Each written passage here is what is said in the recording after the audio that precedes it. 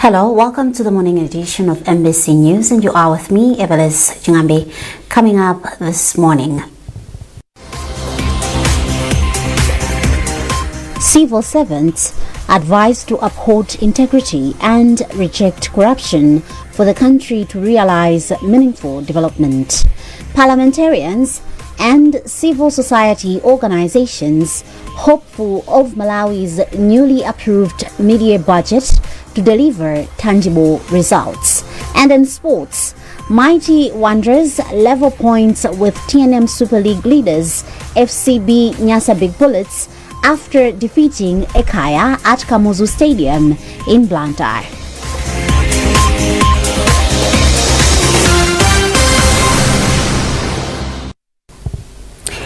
Thank you for joining us. Now the news in detail. Civil servants have been advised to uphold integrity and reject corruption for the country to realize meaningful development.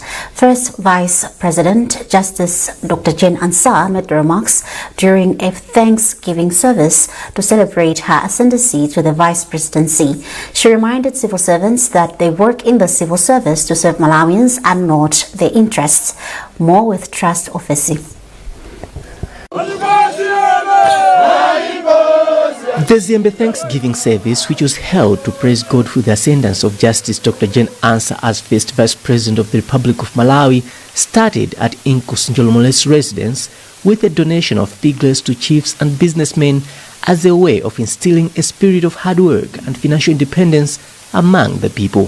The first Vice President stressed the need to build people's skills, which she said are key to improving personal income. Dr. Ansah also challenged leaders at all levels, both in the church and in government, to desist from corruption, which she described as strange in a country dominated by the Christian community.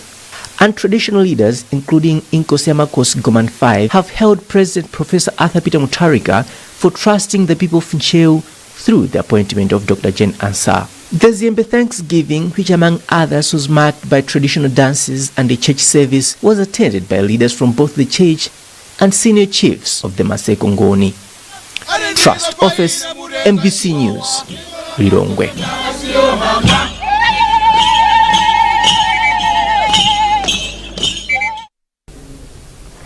Still with the Vice President, Justice Dr. Jane Ansah says government is committed to boosting the creative arts industry by building a vibrant and enabling environment for the craft. Speaking in Lilongwe at the Malawi Fashion Identity Showcase, the Vice President said the industry has huge potential to transform the economy. Patrice Mabe reports. For a long time, Malawi's true identity has been overshadowed by the rise of imported clothing. Low cotton production and the closure of local clothing manufacturers have also stifled creativity among artists in the country. The Malawi Fashion Identity Showcase was therefore aimed at encouraging Malawians to reclaim and embrace their identity through fashion. Speaking during the event, First Vice President Justice Dr. Jane Ansah said the arts industry holds immense potential as it drives economic growth, creates jobs, supports youth empowerment, promotes tourism, and enhances Malawi's global profile. She encouraged young designers to explore the industry as part of a broader agenda for job creation and economic transformation. Dr. Ansah also urged the private sector to partner with designers, stressing that arts and culture are pillars of national development and that investing in the sector is investing in the country's future. Government, under the leadership of the President Arthur Peter Mutharika, remains unwavering in its mission to elevate the arts and fashion industry as a key contributor to our economy. Together, we will build a Malawi where creativity thrives, where innovation is celebrated, and where cultural expression drives both identity and prosperity. The event was held in collaboration with the British Council. Country Director for British Council, Melody Sango, emphasized the need for collaboration among all stakeholders to ensure the industry receives the necessary support and secures markets, among other benefits. Our work as British Council is to create opportunities for young people to have upskilling in terms of some of the skills that they have already, to see how we can support them in their development journey, but also how we can support the wider conversation around improving livelihoods and providing them with skills that can allow them to get into gainful employment. So today I think was a testament of that, of how they've been able to not only learn but able to use those skills to build on their brands, but also to start actually being acknowledged as fashion designers in Malawi. Lily Afonso, owner of the Creative DNA project and a fashion designer, called for increased investment in the sector, citing its potential to contribute to Malawi's economic transformation. For us to grow, we need the banks to come in. For us to grow, we need to have more platforms like this. For us to grow, you need to wear and speak about Malawi wherever you go. For us to grow, we need to actually put pressure on fashion designers to come up with actually designs that will define Malawi. During the event, designers showcased their work through clothing lines that were locally made, reflecting Malawi's cultural identity, heritage, and originality. The event was funded by Standard Bank. Beatrice Mwape, MBC News, Lilongwe. The Ministry of Gender, Children, Disability and Social Welfare has launched the National Children's Commission (NCC), giving assurance to full government support to improve the welfare of children in the country. Speaking during the launch, Minister of Gender, Mary Navija, said the establishment of the NCC represents government's commitment to advancing the protection of children. Catherine Banda has forwarded us this report, being read by Madalito Hango. Minister of Gender, Children, Disability and Social Welfare, Mary Navija, said Malawi has never lacked the policies, strategies or frameworks for child protection, but what has been lacking is sufficient coordination, funding and enforcement gaps the NCC is expected to close. Navija said the Commission is expected to champion accountability on child-related matters, elevate children's voices, coordinate child affairs stakeholders and ensure that decisions affecting children are made with clarity, evidence and urgency. While operating full government support towards the NCC, the minister warned perpetrators of child abuse, noting that the rise in deferment cases in the country is disturbing and cannot be tolerated. It's time for action. Malawians are good at making good policies. We are also good at coming up with good strategies, documents and presentations. But when it comes to implementation, it's really a very big challenge. So I was pleading with the Commission and other stakeholders to ensure that we take action. We have to see the figures. We have to see the lives of our children transformed. We have to see the street kids being reintegrated. So we need to take action, and the time has come. This is the time. National Children's Commission NCC Vice Chairperson Benedicto Gondowe said the responsibility of protecting and advancing child rights does not rest solely with the Commission, but requires a collective effort. He said the NCC is expected to develop a strategic plan that will outline priorities aligned with government frameworks, including Malawi 2063, and ensure policies that adequately address children's issues. One of the starting points is to make sure that our national budget is promoting child investment, and the Commission has been given the mandate to make sure that all ministries integrate child investment as a priority. So when government will be formulating the budget, the Commission will be monitoring what investment programs are each ministry including, but after the budget has been appropriated, we will still monitor to make sure that there is proper utilization of child investment support towards uplifting the life of children. Meanwhile, the Children's Forum presented its communique to the ministry in the NCC, calling for government attention to issues such as conducive learning environment for children with disabilities, quality education, child marriages, street-connected children and sexual abuse, among others. We recommended that they should construct classes which are disability friendly. We also recommended that they should give stiff punishments to those who are found doing some abuses and also some harassments. The government launched the commission under the theme A New Dawn for Malawi's Children. The commission, established in 2019, aims to oversee children's affairs, advance child rights and coordinate the efforts of various stakeholders working on child-related matters.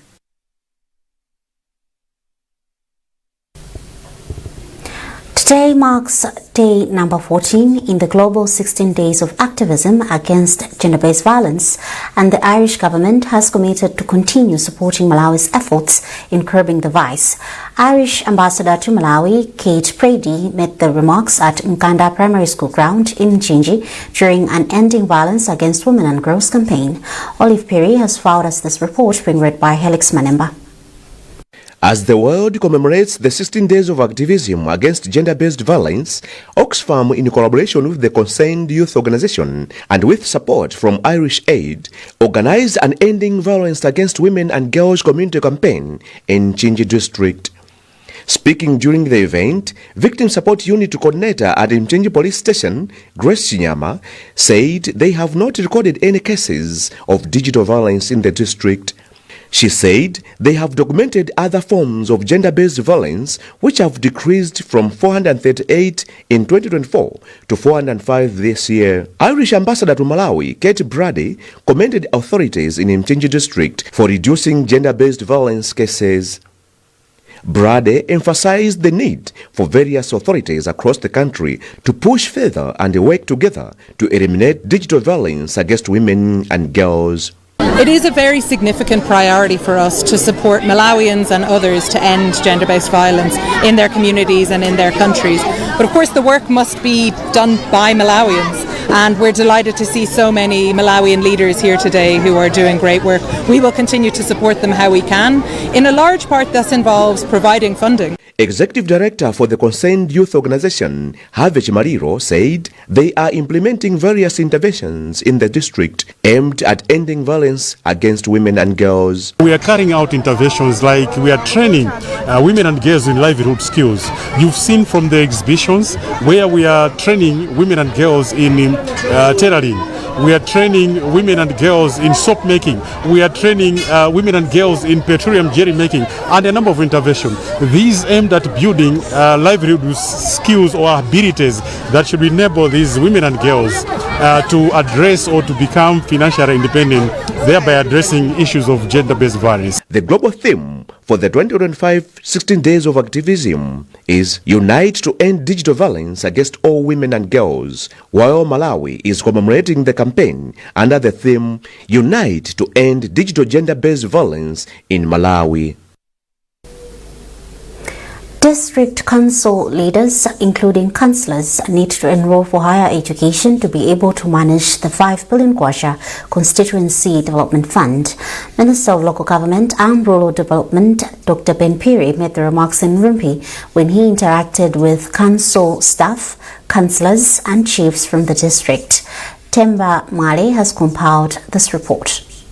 Speaking to MBC after the event, Piri said with the increased allocation to CDF, councils must have directors and other staff who are well educated so that they can properly make use of the money. He also called on councillors to upgrade themselves so that they are able to provide checks and balances to council staff. We have demanded that district commissioners, which we have done now, we have looked at their credentials to make sure that they are indeed, they've got the stamina of handling these amounts. I'll give you a good example of a council like Mzimba, which has got 13 districts. From their annual budgets, which are around 2 billion, now they'll be getting 65 billion kwacha. It takes a man to really absorb that money, spend that money with quality, spend that money with accountability, and we have looked at their qualifications. We are now happy. We are now going down. And we are saying Director of Finances should have a minimum of an accounting degree, studying towards being a chartered accountant, for 2 reasons. Number one, they will not have an excuse. Number two, the ethic committee, which is the ICAM, for example, will be able to whip them in case they have problems. So we are saying we are putting every measure to make sure that this money is safeguarded. Human capacity at councils, that we are not compromising, to make sure that the resources of Malawian, which is at hard-earned money, taxpayers' money, will be done. The minister has also implored on Rumpi District Council to come up with visionary strategic plans on what they intend to achieve within the coming years. You know, we've got an agenda which is the 2063, all of us are supposed to be driving towards there. At the moment, the people of Malawi have entrusted us with that responsibility, be it politicians or civil servants. But halfway the line 2030, we must attain the middle income status. For us to do that, we must have a clear plan. What is the problem today is that we hide behind the veil of resources. So everything that we say resources, resources. But show me your plan and I'll show you whether you are geared to succeed or not. And I can assure you quite a lot of people do not. So I'm challenging them to say, show me your plans and leave the rest with me. While still in Rumpi, the Minister of Local Government also elevated GVH Ndendende to sub-TA Ndendende under Traditional Authority Mwankunikira.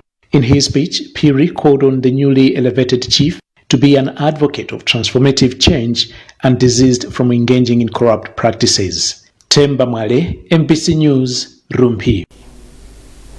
You're watching MBC News and you are with me, Evelis Jungambi. A reminder of the top stories. Civil servants advised to uphold integrity and reject corruption for the country to realize meaningful development. Parliamentarians and civil society organizations hopeful of Malawi's newly approved mid-year budget to deliver tangible results. And in sports, Mighty Wanderers level points with TNM Super League leaders FCB Nyasa Big Bullets after defeating Ekaya at Kamuzu Stadium in Blantyre.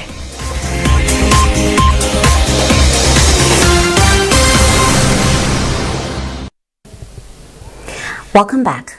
Members of Parliament, civil society organizations and faith leaders are hopeful that Malawi's newly approved mid-year budget will deliver tangible results. Speaking at a Malawi Economic Justice Network Mission meeting in Malongwe, legislators emphasized the importance of shared responsibility with leaders and citizens contributing to sustainable economic growth. We have a report by Sampiri being read by Austin Fogola. Members of Parliament from the Budget and Finance Committee met with the civil society and the faith community to discuss how they can support the recently passed mid-year budget through resource mobilization and oversight. Speaking in Ililongwe Atani Intaba, organized by the Malawi Economic Justice Network Mejin, Malawi Parliament's Budget and Finance Committee Chairperson Sostini Gwengwe said all citizens must support the government in making the newly passed budget a reality by, among other things, doing business unusual. Instead of just concentrating on what we've always done, we now need to start thinking different in terms of our work ethics as a country, as a people. People need to be more productive. 6 o'clock, everybody has gone to bed, business has stopped, and you're not generating any output in your economy. Most countries have stopped that kind of, I would call it, laziness. We need to develop a culture where business goes on even late in the night in all our cities, because that way then you generate more output in your economy. I'll give you an example. When our banks decided that we will not be closing at 2 p.m., instead we'll be closing at 4 p.m., it has helped business people, it has helped the population, and it has also helped our economy, so to speak. So we need the kind of thinking that matches our levels of income as a country. We don't need to drive posh cars. People should get used to the idea that a minister can drive a Toyota Corolla and be able to go about the country and do their job. Because if we project to the people that we are rich, then even the citizens will expect more from the government, because they would think that government has all the resources, when in fact, when you look into the budget, government doesn't have the resources. Mejini Executive Director Betha Piri said the engagement is timely as it will equip parliamentarians on how they can track budget expenditure and resource mobilization. We still believe that the engagement, even though the mid-year budget has been passed, it's not a miss, because at the hem of it is the implementation of the budget. So we wanted them to appreciate the credibility of the assumptions, the macroeconomic assumptions that are there, but also how best they can follow through the figures to see to it that the budget has delivered what is much more required. So besides the legislation of the budget which has passed, there is also budget oversight.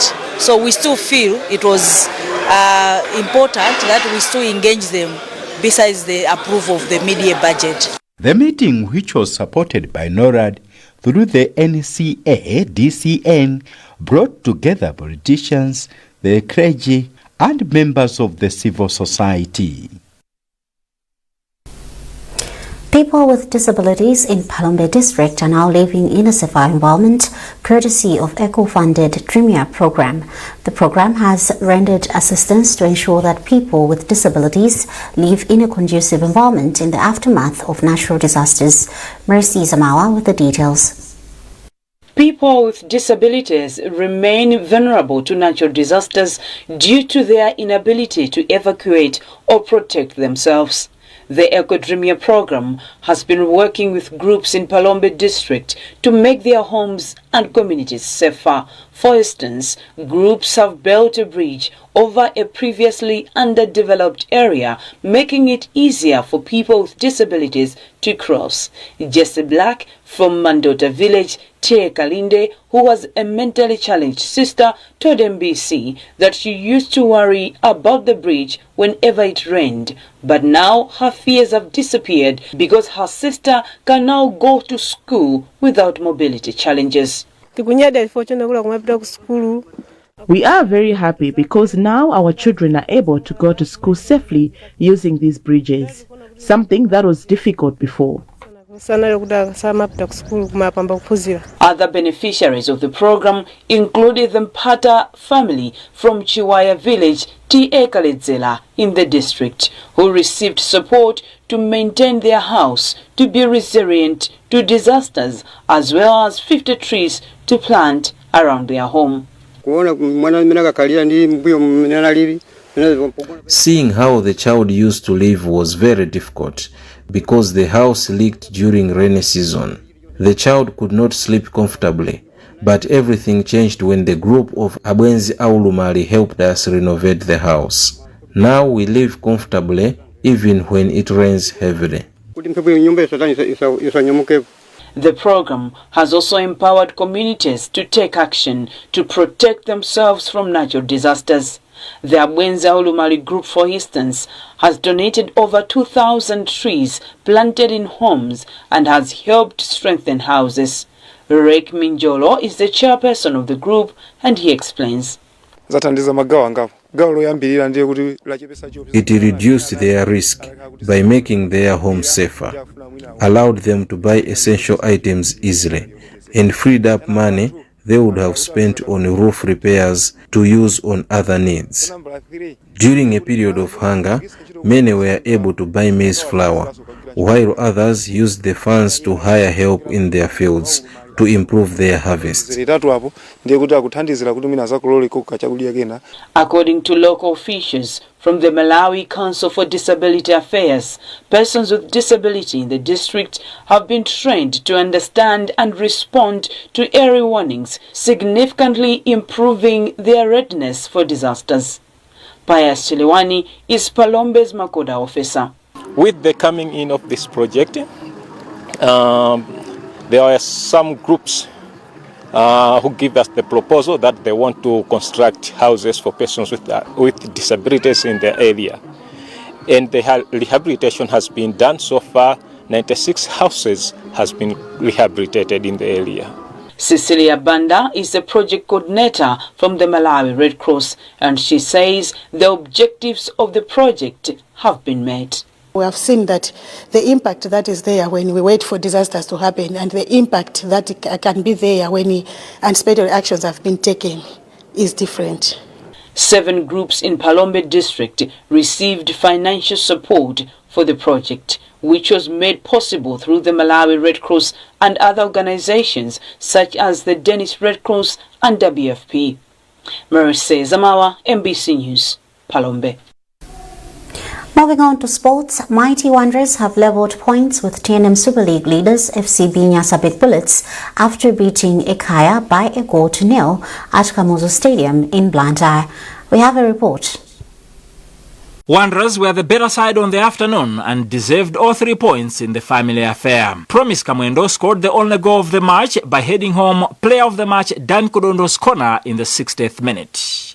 Ekaya had few chances of their own, but failed to test Wanderers goalkeeper Daditso Kungwa, who registered his 14th clean sheet of the season. The win takes Wanderers' tally to 59 points, but they remain in second position because league leaders FCB Nyasa Big Bullets have a superior goal difference. In other Super League matches, defending champions Silver Strikers thumped already relegated Songwe United by 6-0, while Civil Service United beat Moyale Barracks by 3-0. Elsewhere, Blue Eagles were 3-1 winners over Chitiba United as Kamuzu Barracks edged Craig Sporting by 1-0. Norbert Jameson, NBC Sport.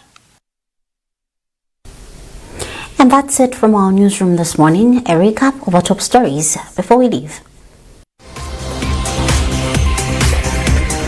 Civil servants advised to uphold integrity and reject corruption for the country to realize meaningful development.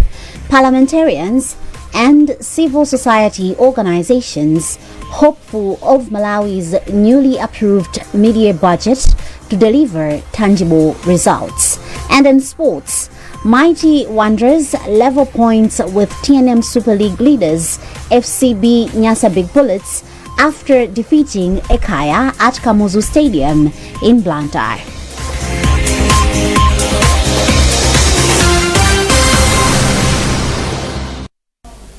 For more updates, visit our digital platforms by scanning the QR code at the top right corner of your TV screen. You have been with me, Ebelis Chingambe. Thanks for watching and good morning.